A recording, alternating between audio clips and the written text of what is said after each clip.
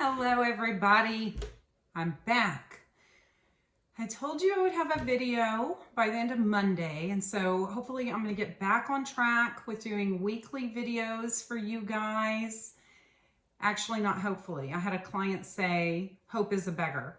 So, and I always tell people hope leaves room for doubt. So we're going to claim that I'm going to start doing those videos weekly for you guys. So I had told you that something has been on my mind, and I have seen it significantly in the last month and a half. I myself have been dealing with this personally. So this is going to be even me being a little bit vulnerable. Some of the women I most admire are Brene Brown, who really talks a lot about vulnerability. Lisa TerKeurst. I also love Joyce Meyer. So these strong women that really turn their trials into testimonies and help other people. And even though I'm a therapist, I deal with stuff also, so I'm not superhuman.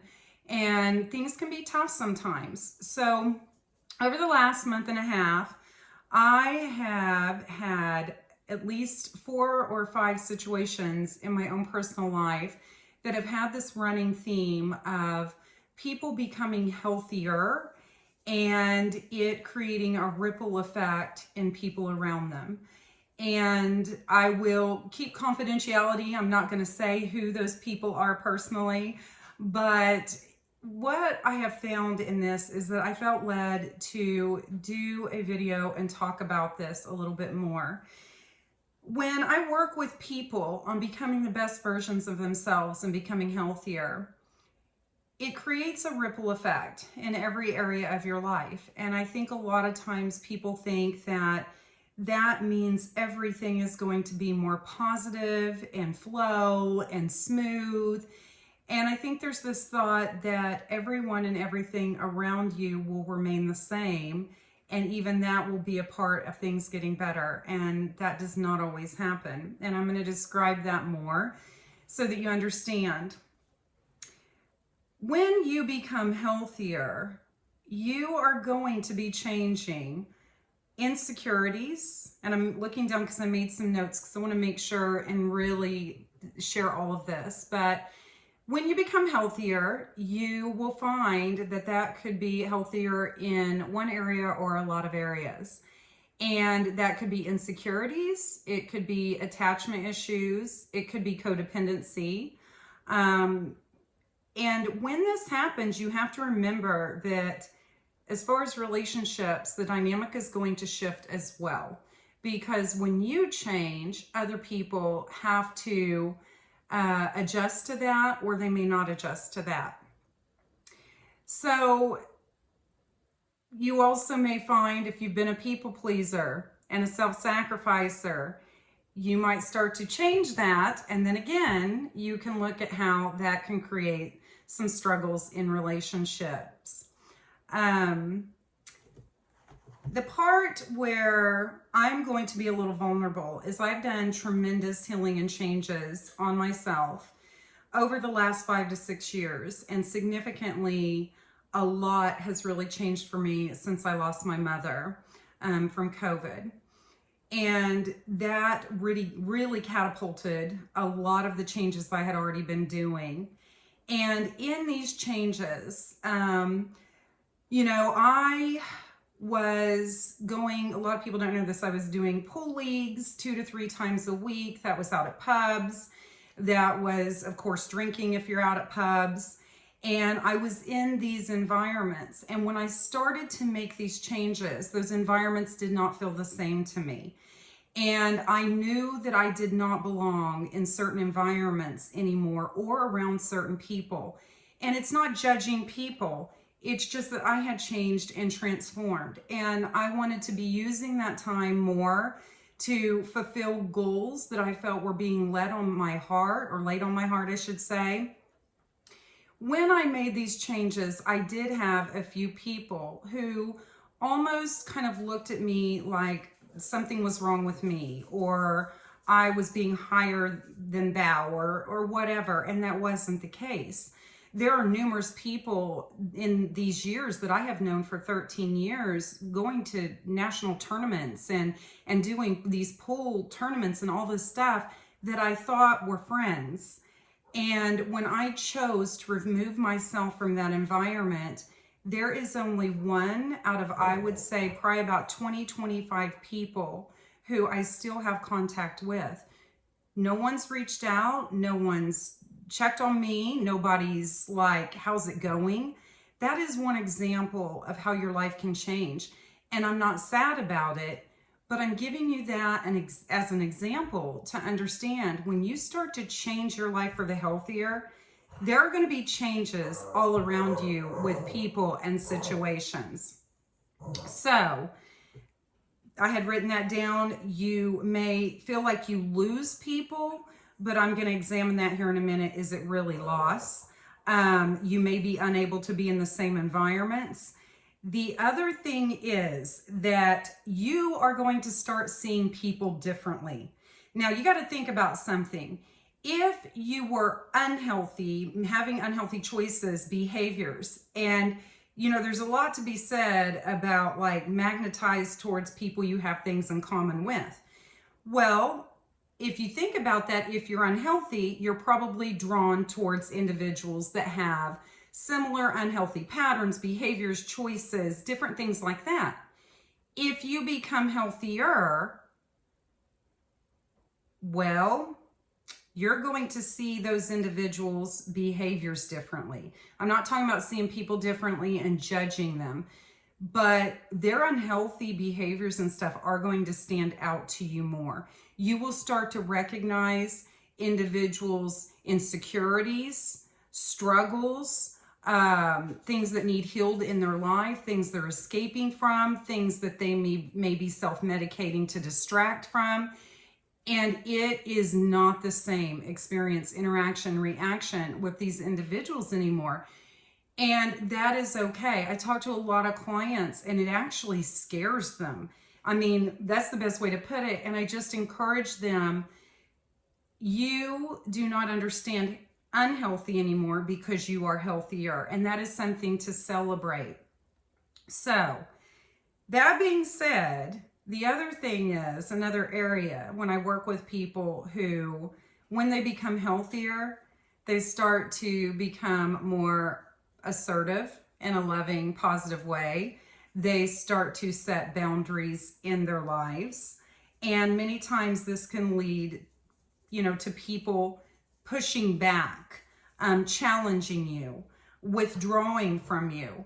And in counseling, I call this like the homeostasis effect, where when you become healthier, other individuals, it causes them to be uncomfortable. So they may try to pull you back to the way things were before because it makes them uneasy and uncomfortable. So you've got to remember that when you get pushback and you get these things happening from other people, Gizmo, stop. Come here. Gizmo's giving me pushback. Hold on. So, Gizmo's giving me pushback. Trying to make a video for people. I would show you, but I have my phone clipped up there. That's my needy Boston Terrier. Individuals will try to make you feel like there's something wrong with you. They may try to gaslight you, manipulate you. They may start to struggle a lot more because you've become healthier. And it's so uneasy for them that they try to create conflict and dissension and different things to pull you back to that person you used to be. I know it sounds really weird, but if you think about it, just in regards to insecurities, if you become more secure as a person, others around you may struggle with that because now they don't feel as secure. And if you were more insecure than they were, then that makes their insecurities for them feel much worse because you're becoming healthier. So you've got to remember that when you are becoming healthier, you do not, try not to let that affect you at a negative level and to stop the transformation process that's happening. Very important to remember that. On top of that, if you've become healthier and you see things different, I have told numerous people this, that it is like a blindfold has come off of your face and it is impossible for that blindfold to go back on. It's impossible. You don't even want that to happen, let alone it can't happen, because it is a higher level of understanding, a higher level of consciousness, insight. And once you've experienced getting through that to become healthier, even if you could go back to that person you were before, you wouldn't want to, because of all the benefits of feeling healthier and secure and just everything that that encompasses. So you've got to keep moving forward and you've got to keep transforming. I said, is it really loss? It's not loss. It is really gain when you think about it. My dear friend that I've known since high school, who's my spiritual brother that lives in California, we had this conversation quite a while back, and talking about when you're growing, you're healing, you're transforming, you know, if other people aren't taking that journey with you, and it's uncomfortable. And I love what he said. He said, you've got to keep growing, you've got to keep transforming, because don't worry that you may have to make the decision to remove people from your life. They may actually just start to pull away because you have become healthier. And when you think about that, you're not going to choose to stay unhealthy to keep people in your life. So, you know, it really does make room for more healthy, because you're going to magnetize and you're going to draw healthier people and healthier things towards you. And there will be some grief. That's another thing I wanted to touch on. Anytime a chapter closes in your life, there's reflection. There's a feeling of sadness, because things in your life are coming to an end, even if they were unhealthy. And even with people I've worked with who 100% know this is absolutely for my best in every single area of my life, there still will be sadness. So when you make those changes, you become healthier and things change around you. Just because you feel uneasy or uncertain, or you feel sad, or you even feel anxious or a little bit fearful, that does not mean that the changes that you are making are bad. It's just a normal part of the process. So I want you to remember that too. I had written down, people meant to be in your life will celebrate those changes. They really will. I've got so many people in my life, and even more people coming into my life that are on parallel journeys, that are encouraging, that we are each other's cheerleaders. They are celebrating. They're saying, good for you, keep going. So those who are healthy and those who really encourage you, those are your secure people. Those are people who want you to become the best version of yourself. On the flip side of that, those people who do not support you, you need to take a really good look at that. Because if they are trying to pull you back from becoming that better version of yourself, and they are trying to gaslight, they're trying to manipulate, they may be blaming you for their own struggles and insecurities and anger that things are changing, or sadness, you really, really need to pay attention to that. Because I guess the best way to sum that up is, if people are doing that in your life, if we put it bluntly, it would be saying that they want you to be unhealthy, that they want you to struggle, that they want you to be insecure, that they don't want you to transform. So when we say it directly like that, it's really eye-opening, and it causes you to think. So just remember that when you're evaluating people around you.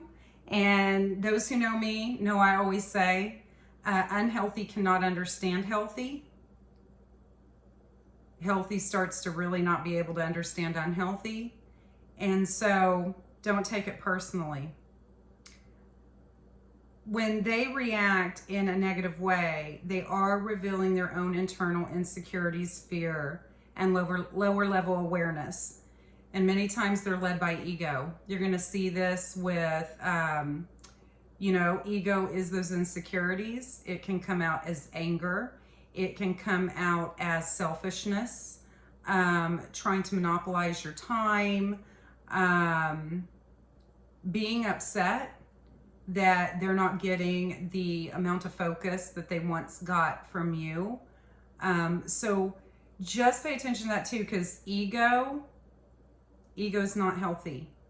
I could do a whole nother talk about that. So ego is necessary, but it's not always healthy. So here's an example of that with people who are me, myself, and I led by ego when you're making these transformations.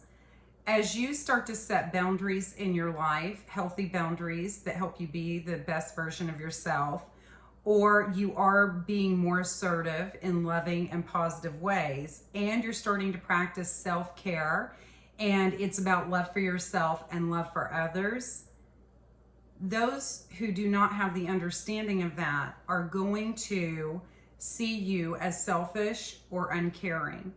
And they're going to turn it in a way to where you start to doubt that. And you have to remember what you're doing is healthy, and they're just uncomfortable with it. The last thing I'm going to say to you is the only individual that you can control, that you can change, that you can work on significantly transforming is yourself. And so you can't help someone who refuses to help themselves. You're supposed to be an encourager for those individuals, kind of a lighthouse and an example and a role model.